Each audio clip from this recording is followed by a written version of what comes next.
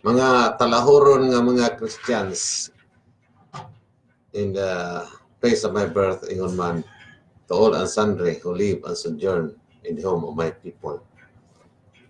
Maayong adlaw kanatong tanan. Dayon kita niining atong hataas nga journey. Hataas nga journey. Nga programa advocacy, mataas nga advocacy. Ini atong programa giuluhan o lano sa kalingawan or Ecos from the Wilderness.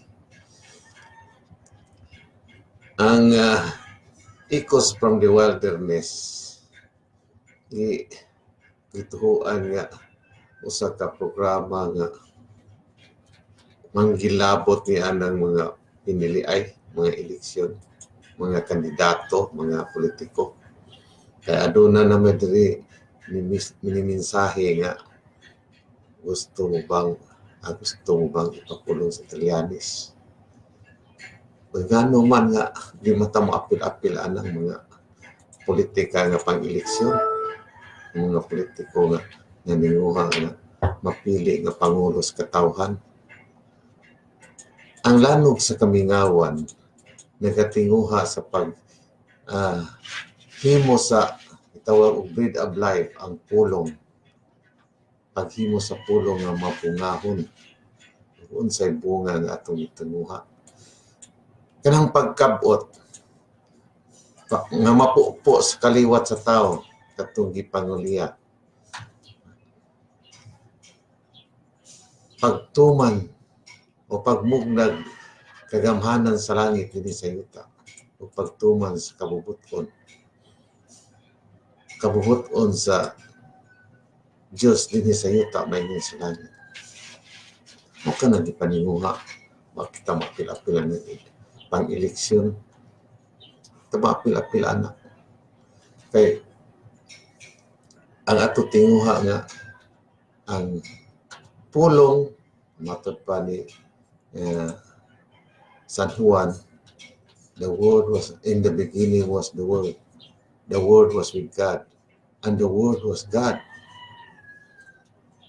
and the word was made flesh and dwelt among us.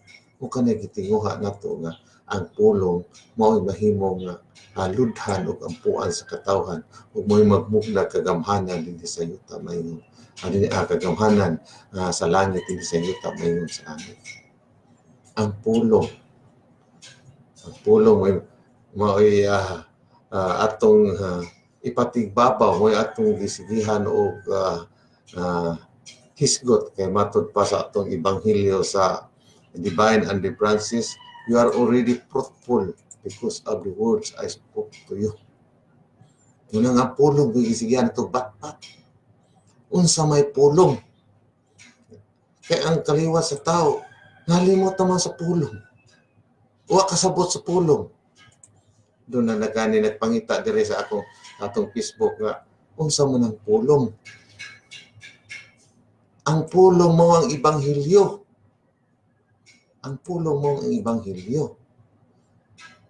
Anong tanong tag-unsa na pulong mo na atong giangkon nga obligasyon, trabaho, ang butyag sa pulong. Agbutyag sa pulong. Kaya ang pulong mo man ang magdala og kinabuhi sa tao dinhi sa yuta. It is the bread of life. Ang pulong niya, ang pulong sukad pa ni adto panahon ni Kristo. Ang pulong wa mabati sa katawhan. Maging ipatay siya. Ang iyang disipulo mo bitaw sa niadtong bread of life discourse. Ningon si Kristo, kaon kamo sa akong unod. Nawa man sila kasabot sa pulong na nitalikod. Nitalikdan nila ang pulong. Si Kristo mo ang pulong. Lakaw niya mo ito ni atubang si Kristo ang iyang gibali pagpangutana. Ang itubang pagpangutana ang iyang mga disipulo. Ug mitubag si San Pedro. Ina siya, kamo ba? Mutalikod usap ka nako. sa tubag ni San Pedro. Na nimo ang pulong nga maghatag mo talikod nga naa kanimo ang pulong nga maghahatag og kinabuhing dayon. Ang uban ng mga Hudiyo nitalikod kay wa makabati sa pulong. Si San Pedro ug ang iyang mga kaubanan, si Judas wa mo kabati kay hikog man. Si San Pedro nakabati sa pulong ug ang iyang mga kauban 11 sila mga disipulo nakabati sa pulong ug di sila mobiya ni Kristo kay nakabati sila sa pulong. Ang uban nabungol sa pulong, wa makadungog, nabungol. Mao ka ng ebanghelyo nitong Domingo. Ang kaliwat sa tao hangtod karon nabungol sa pulong. Mao ka ng ebanghelyo nitong Domingo. Nabungol sa pulong. Nya, kung mo sa ilang kabungol, naamang.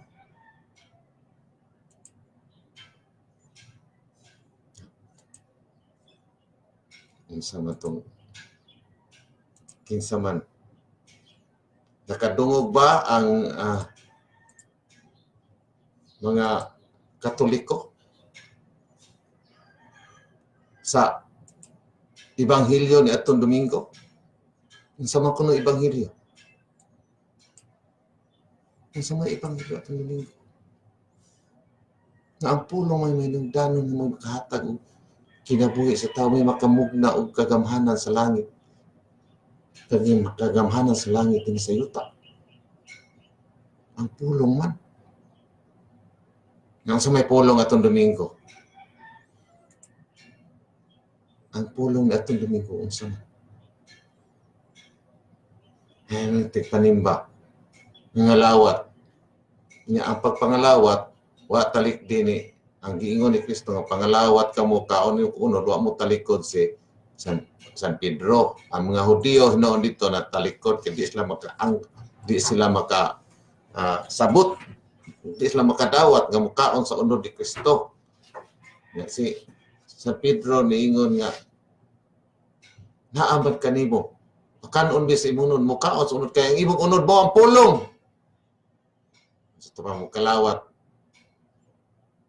ka mo ang pulong. Si Kristo mo ang pulong, imo ikalawat ang pulong. Ngayon sa may pulong atong Domingo, ano pagpanalikod be. Sa may pulong atong Domingo. Ikalawat ruwa mo. Wakibos pulong.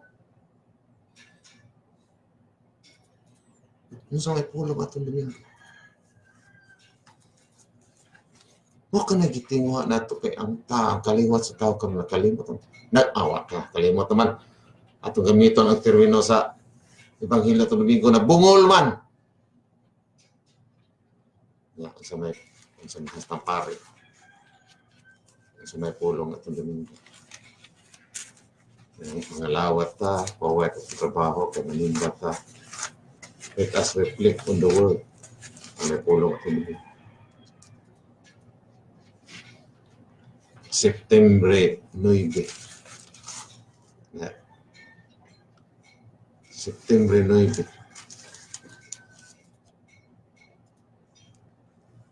September 9 ito. O September 9. Matod pa sa Cardinal. We are reflecting on how God opens a path of hope. Path of hope.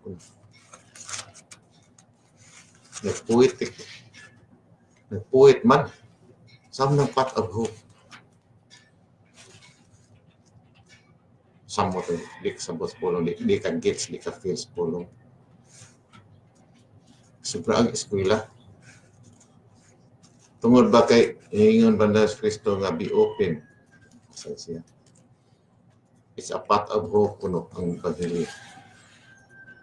Sa pagkahimo sa pulong nga mabungahon. Sa pagkapulong mabungahon nga. It's a path of hope. Ito itong suwatan. makasabot ba mo aning line of reasoning niya o sa niya pangatarungan din gani kay di nakasabot mo ingon man nga we reason in spirit things. Na tara atong basahon itong iyang pumili atong basahon ang Ebanghelyo. Again, Jesus left the district of Tyre and went by way of Sidon to the Sea of Galilee, into the district of Decapolis. And people brought to him a deaf man who had a speech impediment and begged him to lay his hands on him. He took him off by himself, away from the crowd. He put his finger into the man's ear and spitting, touched his tongue. He looked up to heaven and groaned and said to him, "Depart." That is, be open. And immediately the man's ears were opened. His speech impediment was removed, and he spoke plainly. He ordered them not to tell anyone. But the more he ordered them not to, the more they proclaimed it. They were exceedingly astonished, and they said, "He has done all things well. He makes the deaf hear and the mute speak." The gospel. The gospel. Ano eh? Namata pagkandinala, iyan mo kuwali kanina. We have been reflecting on how God opened a path of it. Path of hope. Ang nahoy ng path of hope. Dahan sa paglaom. We have been reflecting on the path of hope. Oy, baga, Katolik to, unsa may pulong ani na si Kristo ni ayo sa bungol. Nga ang bungol, amang gina, naalim sa iyang pagkaamang. Unsa may sahay na path of hope. We have been reflecting on how God opened a path of hope. Sa may path of hope. Magsikit aglaom nga. Sabi itong lauman. In the first reading from Isaiah, the people of Israel, because of their sinfulness and infidelity, now suffer the consequence of their sinfulness. They are sent on exile to Babylon, and there, they must have experienced despair, hopelessness. But God opens a path of new future. Open na sa path of new future. So, pragis ko lang. Hanggang sa kapag. Nag-ayo si Kristo bungol. Sabi, sigaw-yaw ng takyaw-yaw. Di nagsabot ng nanimba. Hindi na nanimba. Nag-ayo si Kristo bungol. Christ healed a deaf mute. Daghan kang sultianan. He must have experienced despair, hopelessness, but God opens a path to a new future. God will save them. God will vindicate them. And the images used the healing of their defects. Vindicate them. And the images used. Healing of the blind, the deaf, the mute, the lame. That's Israel. But God will heal them with new life. Heal them with new life. And the desert, the experience. New life and the desert, the experience. Muna makatak, mga puwit. Nagkapit sa desert. And the desert, the experience. The desert, the experience. Di mo, eskwela kardinal.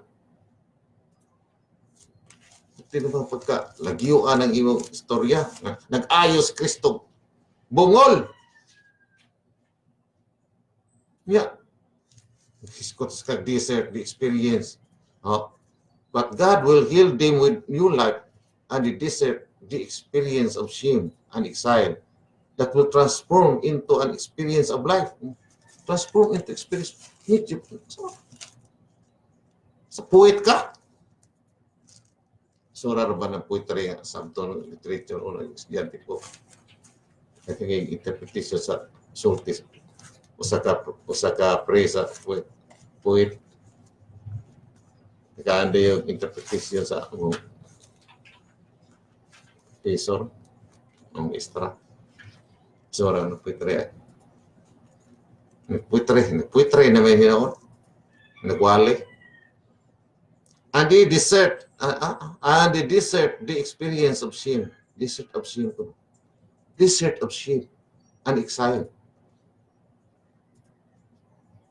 ito yung tuon ng literature kanina desert of the experience the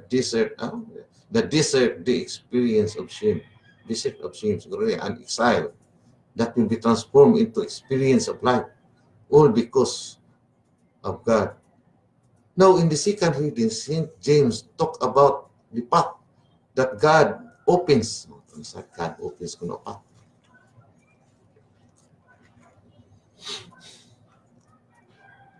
Can you follow the line of reasoning?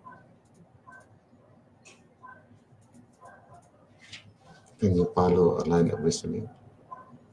Well, you can follow the line of reasoning if you go to the university or the institution where Cardinal was studying. Sunod sa kanya, tuon sa kanito. Kaya og di ka kasunod yung line of reasoning. Sani, talk about the path that God opens, the path of hope that God opens for those who are victims of discrimination because they are poor, because they belong to the lower strata of society. Literal na sa aning poor. Basta di ay pobre. Bisang yawag binglorious ka pobreha. Pobre soberbio. Ang pobre giskutan diri giingon. Blessed are the poor in spirit. Tanawa sa 8 Beatitudes. Dili kay basta kay poor. Paboran sa Ginoo. Pobre soberbio sa gibuhat sa gisulti ni Kristo ni atong kananay woman. It is not right to toss the food of the children to the dogs. Pobre soberbio mga iro. Pobre soberbio. Supakiros pagtulunan. Supakiros pulong sa Diyos. Pobre soberbio. Manong iyo ta supakiros. Nibotar mo sa matay tao. 16 millions. Matay tao. Ano karon pati pinatyan. Pobre soberbio.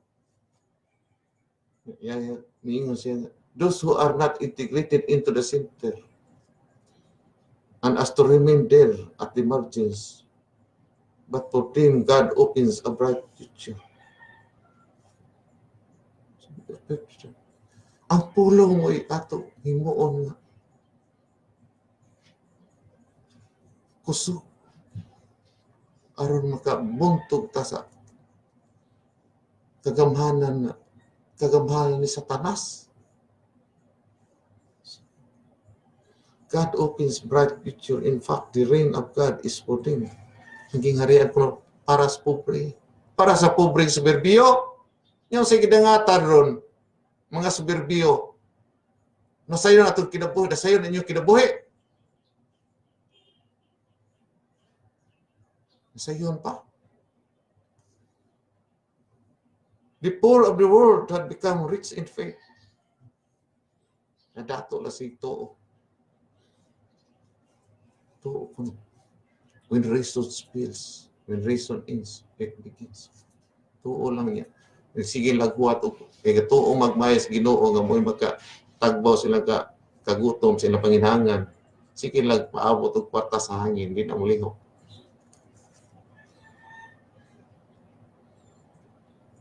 And there is a path of hope for the poor. And we followers of Christ must not shut the door of hope to them. Paglaong mga pobre soberbio. Paglaong mga pobre soberbio. Nganong nasperbiyo man kay nabungol. Nganong nabungol man? Ato ang iskutan nganong nabungol. In the Gospel of Jesus, paglinga po deals with a person with a hearing defect, a deaf, hearing impaired, and because of that hearing impairment, this person also has speech impairment. Speech depends on hearing. Ay, palon po. Iskutan po man ang bawa ng bata na amang bungol. Speech depends on hearing, and being deaf and consequently mute is like being sent on exile. Mapanasad. Nagpuyat na sad. Ang mabungol kuno parehas kuno na exile. Pwede makata na sad. You are cut off from human communication. Of course, there are means of communicating. Masuk pantikan din natin. Nangambisyo ba sa papa o sa papa niya. So, sa langka. Pagtulunan. And being in touch with human being, sight, smell, touch, and smell, but hearing and speech are fundamental. When someone cannot receive verbal communication because literal man sa bungol nga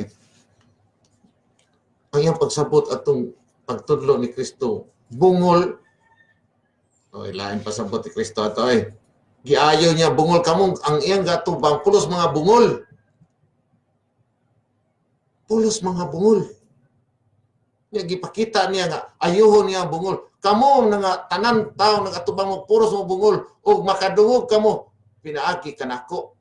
Ako ang mag-ayos inyo kabungol. Mo na po ipasabot niya. Ay pag literal diha. Tino literal diha, bungol ang giayo. Pero katong tanang tao gatubang niya pulos bungol niya. Ang buot ang mensahe niya ang inyong kabungol maalim pinaagi kanako. Kaya mga tao bungol man. Kamatuoran ng taong bungol. Sa Bread of Life discourse na nalikod ang mga tao kay wa makasabot sa iyang pulong. Bungol kamo sa kamatuoran. Wa kamo kadungog sa pulong. Si San Pedro ray nakadungog. Ang iyang kauban ni San Pedro. Ingon nga, ngano mo talikod ang mga daam ni mga pulong nga magadala og kinabuhing dayon. Muna nga mga Sudiyo, magtanaw ni Kristo. Pulos mga bungol. Giayo to niya bungol. Sabot niya, ang inyong kabungol, kamong tanan pulos mo bungol, ang inyong kabungol, maayo, maalim, pinaagi ka na ko. Karang mga tao pulos mga bungol. Nagliteral, puitek, nagliteral. May mga ibutan na ito sa gilano na nga si Kristo nag-ayag bungol dito lao mo pagtulunan. Simple ra ng imuha ay nag-ayog bungol kay aron dili na maka-communicate. Lao kadto kahulugan ang katawan bungol sa kamatuoran. Ni Kristo, ang inyong kabungol, nakinibungola akong ayon, ang inyong kabungol, sa inyong kabungol.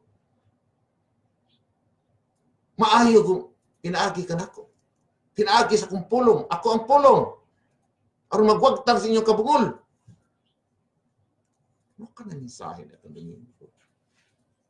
Ang pulong niya may wagtang sa inyong kabungol. Bungol sa kamatuoran. At ito kaniya.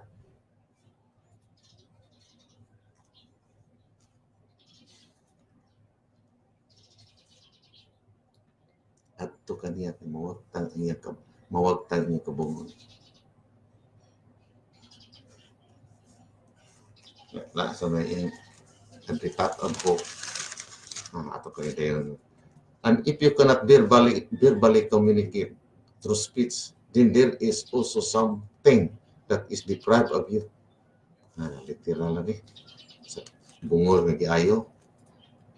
Lawang ito kulugan pasumbingay ni Kristo adto. Ang kabungol mas katawhan. Maalim, pinaagi nga ito kaniya, pinaagi sa kaniya, niya siya mo ang pulong, pinaagi sa pulong. makasabot ka sa pulong ay pag-ingon nga wa ko kasabot tuo lang ko where reason ends faith begins. Tuo lang ko sabot.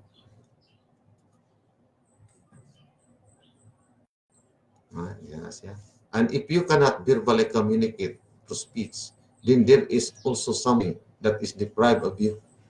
And so we can imagine and hopefully we could empathize with the people with hearing impairment. Simpatiya ko ta sa mga tao ng bungol. Kaya por kung bungol ay, hasta ikaw, bungol ka eh. Ang speech impairment to. Waka kaibaw nga ikaw utro po kang bungol. O makaka-get sa pulong, bungol po ka. Empathize to those who are literal maka. Ikaw utro po kang bungol. They seem to be cut off from the rest of the country, of the community. At mo, nagkakuyog mo puros mga bungol. Jesus heals them. Jesus heals this person and look at the word and the word that he used, ipata, be open. That is why I choose mo ko na gipili ipat. Mo ko na gipili niya ipat ang buhok. Okay. Gagawin ko paglaw ang bungol.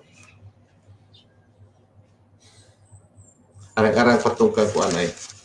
Ako itong basahan na patungkang sa healing mystery. Ang basahan. Arang-arang patos na kardinal. Nakatunong-tunong pa ito. Nangita lagi tag na ay maka saktong pagtuki sa pulong aron magpabungahon ang pulong.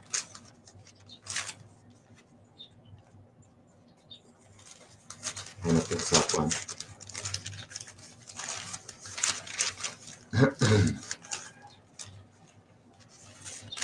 The TB Healing Mass September 9. Ang Ginoo ba? Humili sa uko na sa humili. Usually muayo ba siya? Muayo ba ni siya? Muingon nga makalakaw ka, makakita ka. Pulong ragyod pa. Pero karon giunsa man niya kining bungol. Giduol gid niya dito ay. Giduol niya kihika pangdunggan tila no gihika pa. Unsa pasabot ni ana? Ang muingon siya muapli ang imong kung muingon siya muapli imong mata ipata. Bungol man di makaduko. Healing ministry amas ni. Wali ni. Akong ikopya. Mao nang giduol gid niya. Na siguro ko nga nasabtan gyud pag-ayo sa atong bungol. Ang iyang touch. Mga igsoon karon pa na di na problema ang bungol, di ba? Kita ba edad na sa ay mahanap atong panaw.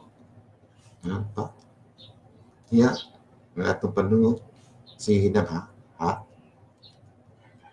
Pero may remedyo mana dili naman ba? May remedyo na. Doon na may hearing di ba? Ya, kana sang may sakit atong pandungog, atong panulti ba? Na may mga operasyon, na may mga ambag. Ug nataw tang ingon na may mga sign language na maka-communicate, dili kayo problema. Ang problema pulong sa Ginoo, kini problema nga maayo ka man unta mandungog. Nganong di man ka makadungog? Amo na to. May pa nakatunong pa. Nag-atubang mo ni Kristo apan wa mo di mo kadungog. May pa nakatunong pa. Si Padre Silva. Maayo ka man unta mandungog, nganong di man ka kadungog. Maayo ka magmata, apan dili ka man makasulti. Maayo ka mata, apan di ka kakita. Lahom na siya. Mga igsuon, lahom na siya. Muna gitawag sa Ginoo, maayo bang ka, nganong di ka man kadungog. Maayo man ta ka makakita, di man ka makasulti. Kibaw ka ngano, mga igsuon, tungod kay sirado ang kasingkas. Sirado ang kasingkas. Nang napungol mo, napungol kay sirado kasingkasing. Kung sa may makasirado sa kasingkasing, yan tao mabungol. Managing pa sa bot Kristo na ito pag-ayon na sa bungol. Oy, open path ko no future. Kamong tanan bungol. Maalim yung kabungol. Pinaagi ka nako. Ang Ebanghelyo. Ngayon de Padre Silva. Padre Silva. Ganda ka sa Silva. Kasi kayo na. Nasa kayo na si Padre Silva pang magwali. Isod sa kayong sundon. Pagkinipo ko siya. Kadungog, maayo man ta ka makakita, di ka man makasulti. Kahibaw ka ngano, mga igsuon, tungod kay sirado ang kasingkasing. Kining kasingkasing baya, sirado ka nila. Ang kasingkasing mga igsuon, sultihan ti ka, di nakadungog. Muna na bungol. Motoy po sa pesto. Ang kabungol, ari maadin ka na ako. Pinaagis pagtuma. Paano pagsunod sa akong panaagis pagsunod, pagkaon. Pagsunod, kanon sa nimo pagsunod. Pagkaon o pagsunod sa the bread of life ang pulong. Di ka kadungog, di ka kasulti. Unsay makasiras kasing-kasing nato. Kasilad ko no trode usa diyang iskutan niya makasiras kasing-kasing kibaw ka. Unsay makabugol, unsay kanato. Kining kahadlok may makasirado sa kasing-kasing. May masirado kasing-kasing mabungol ka tus kahadlok. Pa diya. Sa tusan mabungol ka tus kahadlok. Di na pamilya. Nasirado sa masirado ang kasing-kasing tungod sa kahadlok nato. Makaamang nato ni oy. Kita karong panahon na pastan tungod sa kahadlok. Kadaghan mga amang dagang isulti unta. Apa di kasulti kay ayo sakto. Yan ang igos pa sila. Na amang ta, nabungol ta, kahadlok pero unsay makabungol atong ibalik ang Ebanghelyo unsa din kabungol sa ang makabungol sa katao kaning nagikan sa kahinladman sa tao nga gingon from within people from their hearts come evil thoughts unchastity, thief, murder, adultery, greed, malice, deceit, licentiousness, envy, blasphemy, arrogance, folly. All this evil comes from within and defiled. Yeah. Muna Ebanghelyo atong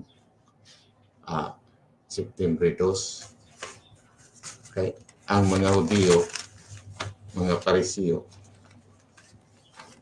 sigihan nila o atakis Kristo kay ngano kuno di mahunaw yung mga sakop. Ngayon si Padre nga Cardinal Kuningan ang mensahe kuno ato ang pulong kuno ato true and genuine religion. Panasat magmakata nasat. Waging kagit sa pulong. Ang pulong nato ningon aya ngadtong pitsado sa nang tong ritual ang katong tradisyon. Ang pulong nato ni ingon si Kristo nga ayaw ko mapagsalig ninyong mga tradisyon nga pag sunog og mga halad kung sa simba. Kanang tradisyon ninyo, dili mo kanang mga ritual, dili na makaluwas ninyo. Kung dili, ingon ay, ayaw ka mo pagsalit sa tradisyon mo, kanagingon niya. Ang kini mo, ang mo gawas sa inyong pulong, sa inyong, sa inyong lawas, binuhatan ninyo, mo limpiyuha, tip, murder, muna nagawas sa inyong lawas, sa inyong panghukom, gawas sa inyong panghukom. Ngoy makahugaw ka ninyo. Ayaw ka ng mga ritual din ng kalimpyos ni kalag. So, sura diya sa sinulog, di na makalimpyo. Mga ritual. Muna minsan ito, sa ritual, pista-pista. Wala ka pista. Kalag to. Nakapuyo ko prosesyon. Nasarido. Sinulog ko. O nakadagkot ko kandila, mga ritual ka na. Minsan, mga ritual. Galing lang dito sa Ebanghelyo. Kay hugas, magkamot, ritual ko. Ang kilalisan. Pero siya, ayaw pagsalig anang mga ritual nga mo, kaluwas ka ninyo. Limpyuha ang imong binuhatan. Nya, di ba nagkahulugan ka na, padre nga, ikaw, bungol sad ka? O kakadungog? Wakag kadungog. Nabungol ka. Wakag kadungog. Sa pulong Kristo. Nagtiri sa karong Ebanghelyo. Nag-ayos Kristos ka bungol. Ano man, ang kaliwas tao bungol. Wala ka gets, wala ka pila sa pulong sa Diyos. Sa nahitabo. Pagka-bright, may mata ka brabi, may mata ka makakita, may makakita ka man. Pero nabungol ka man, maestro ka man unta, professor ka man unta, sa College of Law, Humingon man ka nga, the president, you cannot, nobody can stop the president by exercising his power. Di na bungol kas kabaturan. Nakatimbungula. Nga naman. The president sa pulong, ang pulong ni Kristo, ingon, ang presidente ninyo, ang inyong mayor, ulipon sa katawhan. So dili siya maoy at dili siya maoy magmugna o maghatag og mando unsay angay buhaton ug di buhaton dinhi sa katilingban kun dili ang katawhan ug siya mag-alagad lamang sa katawhan. Mao kanay police power ang mamulis, ang magbantay ug unsa ang magdili. Police power mao katawhan pamadlong, kinsa may mamadlong di ang katawhan, padlong lang ulipon. Kung ilang makauban nga, nagbuhat o kasaypanan ang katawhan nga matarong. Mo'y mamulis. Ang presidente, adunay police power. Power of the police. Iyang ipatuban pinaagi sa pusil, pamusilon. Pero police power, ang gahom ka na nga pagpamadlong. Kasi pamadlong, katuling ulipon. Katuling ulipon. Professor, banta ka. Ngayon muna ka, niya ba ito can stop it, excessive police power. Kisa may mamadlong kung angay ba ang tambay pa standbayon diha sa kalsada o di. Ang katawhan. Pasak nagpalaot nga. Ayaw na pastanbayan diha. Ang katawhan ayaw. Kami magpuot ng ulipon. Di nabungol sad, o tapong nabungol. Nabungol sad. Pati pagkabungula. Professor Monta. Professor ko na sa college of law. Nabati kayo sa tapay, kaya nalang pag-apil niya ay. Apil ba ka hindi ka kumao? Ako na, kumao na. Nasirado man di mo kasing-kasing niya, nabungol man di ka. Kamaon na. Peso man. Pero nabungol. Nabungol sa kamatuoran. Nabungol sa kamatuoran. Muna ang mga katao karon nabungol sa kamatuoran. Hindi mo sa kasi Rocky rin nabungas na katawhan nabungol. Nabungol. Nga. Kasi netabo. Ni adto sa wap aning rehimit karon. A person should be arrested alive unless there is a court order. There is a court order that the person be arrested dead or alive. Ang sinitabo. Dito disod sa Hasbisa Palace. Killed in an encounter. If you want to arrest that person, why should you kill him? Minsan na nalaban. Gamitan ng imong criminology. Ako kasi daw kay graduate criminology. I-train ka niya. Gamitan ng imong criminology kay there is no order of the court that the person be arrested dead or alive.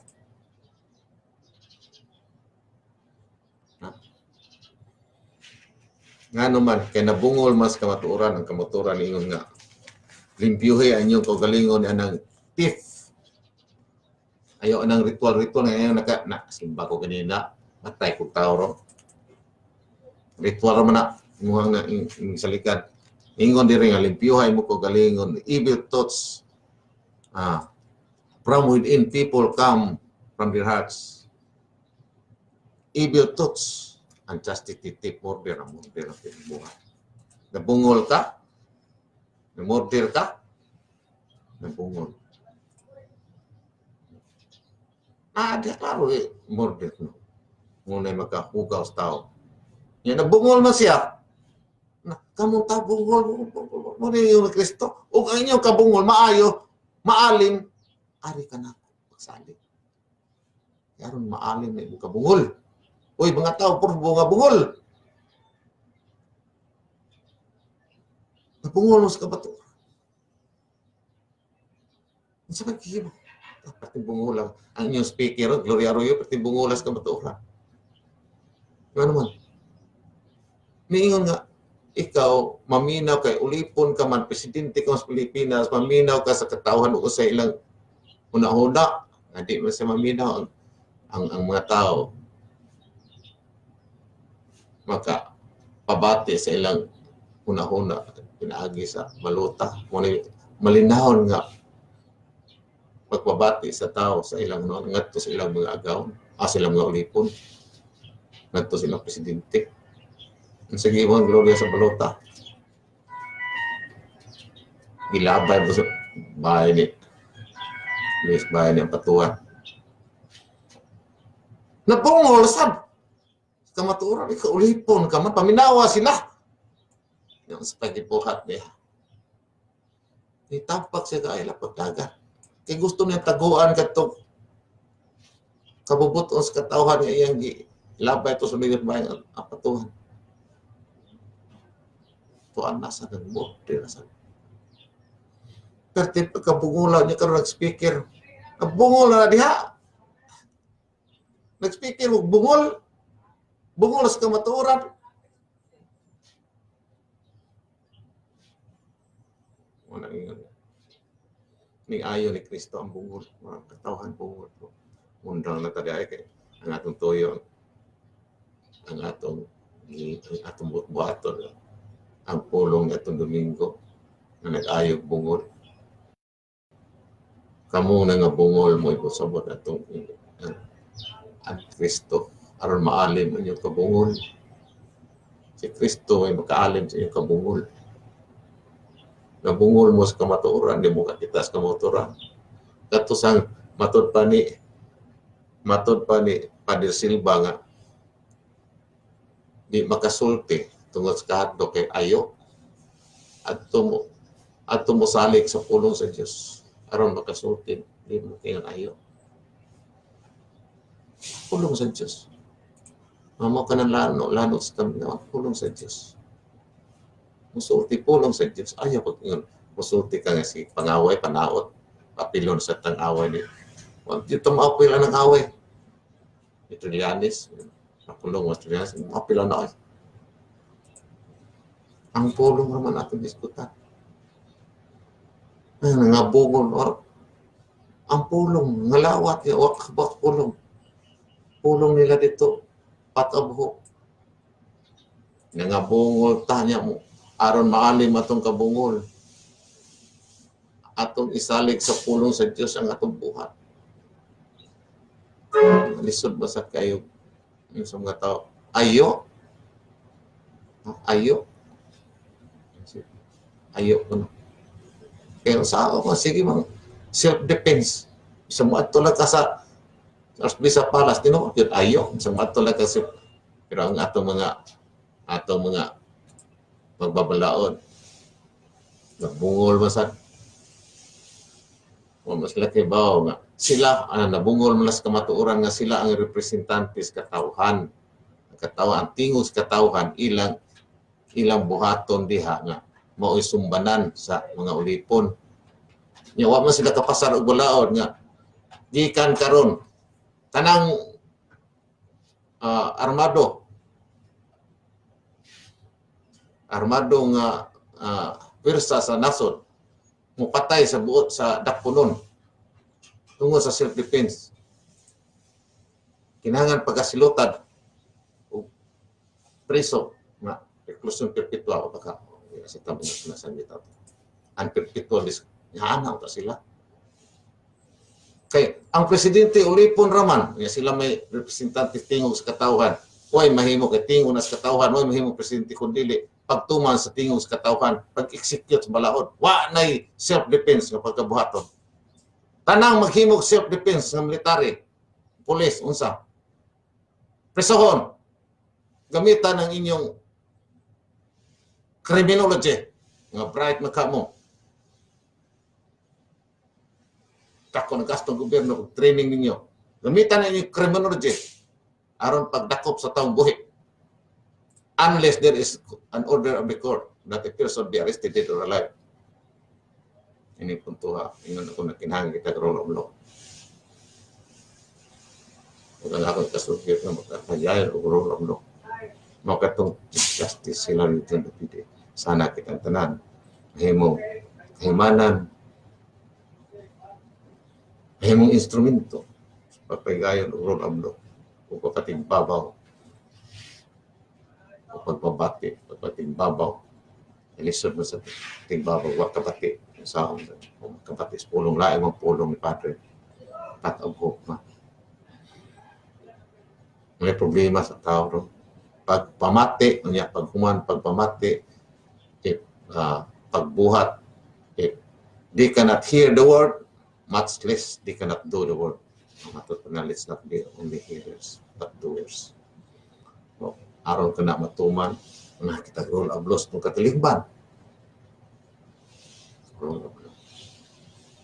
Kung ito isugit mo yung Pangulo, pagigay rule of law, makatukan ni Chief Justice, ilang yun na isugit lang. Yan yung puntuha kini inyong alaga at salano mo. Manamilit sa pag-ingon. Ang katilingban nga nasayot sa kamatuoran o magbuhat o hukum. O magpahigayon o hukum o buhat, kinasikat sa mga kasayuran nakaangkon sa kaluwasan o kagawasan. Apan ang katilingban nga nagtamod sa malibungon na kagamanan, mahikawan sa kalinaw o kamayan. Goodbye for now. God bless and thank you for watching. Bakit na roke?